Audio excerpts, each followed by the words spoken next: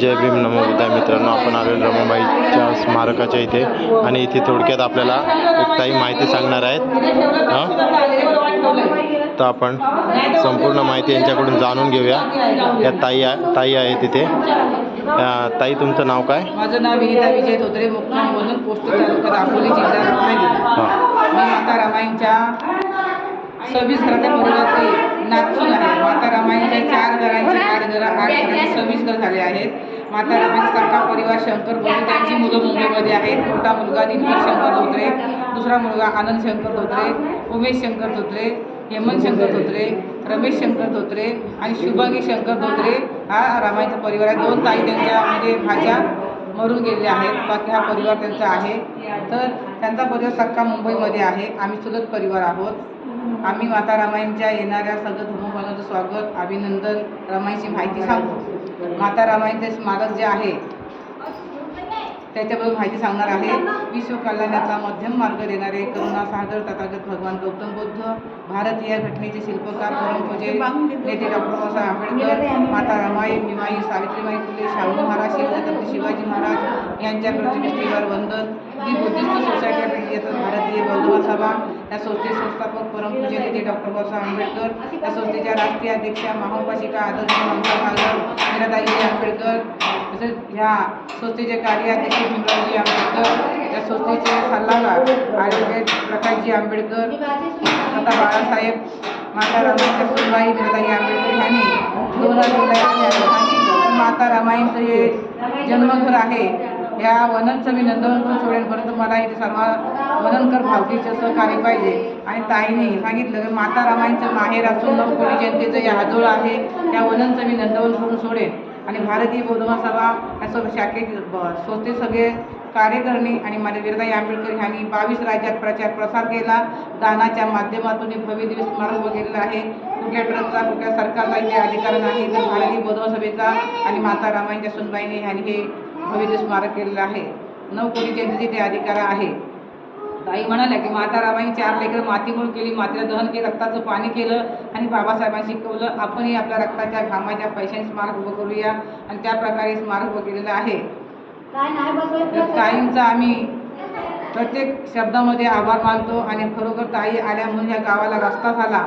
दुसरी गोष्ट, पाणी जिथून रमाई पाणी आणायचं, त्या पाणी आणायला आम्हाला अर्धा तास लागतो नदीवरून. तिथून पाणी आम्हाला आणावं लागायचं. तर आज पाणी आमच्या दारामध्ये आलेलं आहे केवळ माता रमाईच्या सुनबाईमुळे. दादरची चैत्यभूमी भैया साहेबांनी बांधली आणि वननची त्यागभूमी त्यांच्या सुनबाईने बांधली. म्हणजे बापाचं स्मारक लेखाने बांधलं आणि सासूचं स्मारक सोनेने बांधलं. असं या आंबेडकर घराणं आमचं काम करत आहे आणि त्यांच्या पाठीमागे आम्ही खंबीरपणे उभे आहोत. माता रमाईंचे वडील भिकू धोत्रे ह्याच घरी राहत होते. त्यांचे राहतं घर आहे. बाबा भिकू धोत्रे इथून हरणाई बंदरावरती माशांच्या टोपल्या खाण्याचं काम करत असत. सकाळी पहाटे 4 वाजता उठायचे. रॉकेलचा तंत्रज्ञान लाकडाची काठी घेऊन वाघाच्या रानातून 18.5 किलोमीटर अंतरावर चालत जायचे आणि संध्याकाळी 7 वाजता बाबा चालत आपल्याला घरी यायचे. नेहमीप्रमाणे हरणे बंदरावरती गेले आणि पाट्या वाहता वाहता बाबांच्या छातीमध्ये कळ आली, रक्ताची उलटी झाली आणि तिथे बाबा पडले. तिथले लोक सगळे गोळा झाल्याने विचारत होते, काय झालं, काय वाटते तुम्हाला? तर म्हणतात, माझ्याकडे वेळ कमी आहे, मला पहिलं माझ्या हात्या घरी घेऊन चला. माझी चिमणी पाखरं 3 घरामध्ये आहेत, माझी लेकरं घरी आहेत, माझ्या त्यांची आई नाही, माझी पत्नी नाही आहे. लोकांना प्रश्न पडला, न्यायचं कसं? त्यावेळेस गाड्या नव्हत्या, ॲटो नव्हतं, काही नव्हतं. तिथे बैलगाडी बोलावलं, कारण त्यावेळेस लग्न कार्य जरी असलं तर लोक बैलगाडीने बाजार वगैरे आणायचं. जिन्नस का असेल ते बैलगाडीने आणायचे.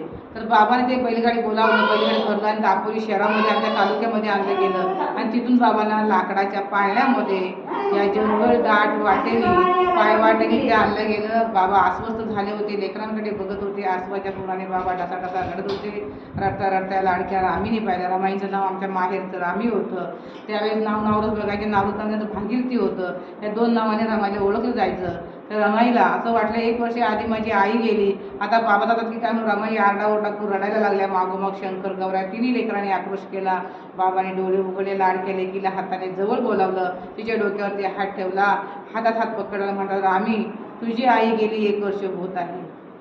तुम्हाला तुमच्या आईची मी आठवण येऊ दिली नाही, दुःख जाणून दिलं नाही, परंतु मला वाटत आहे माझा हा शेवटचा क्षण आहे.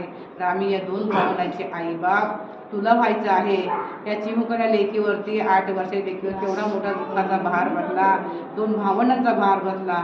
तर रमाईचे मामा कार्याला आले, मामा काका गोविंदपूरकर, त्यांनी ह्या लेकरांना बघितलं.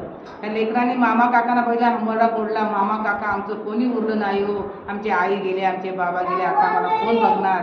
मामा काकाने जवळ घेतले, डोक्यावरून हात फिरवला, पाठीवरून हात फिरवून म्हणाले, बाळांनो तुला आम्ही घेऊन जाऊ.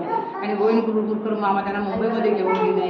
1 वर्षानंतर बाबासाहेबांना सांगायचे रमाईंचं लग्न झालं. तिथे आलेल्या सर्व रमाईंच्या लेकी, रमाईंचे लेक, तुमचं आम्ही माता रमाई परिवारावर स्वागत करतो. आणि प्रथम स्वागत SK film production, SK film production, SK film production, SK film, SK film production, SK film प्रोडक्शन हे चॅनल, या चॅनलचं आम्ही दोन्ही हात जोडून माता रमाई परिवार स्वागत करतो, अभिनंदन करतो. कारण असे चॅनलवाले जेव्हा आमच्याकडे येतात आणि ही बातमी जगात पसरतील, तेव्हा लोकांना रमाईचा परिवार काय आहे, रमाईचा जन्म काय आहे, सगळ्या लोकांना कळणार आहे. बाकी वाचनातून लिखाण लोकांना माहिती आहे. आलेल्या सर्व या लेकींचं माता रमाई परिवाराचं स्वागत करतो, अभिनंदन करतो. तुमचं मंगल हो, कल्याण हो, तुमच्या जीवनामध्ये आनंदी हो, आद्यदीपक हो, तुमचं जीवन प्रकाशित हो, तुमचा प्रवास सुखाचा हो, असं एक माता रमाई चरणी प्रार्थना करते. इथेच सांगते. नमो बुद्धाय. जय हिंद. बंद करा.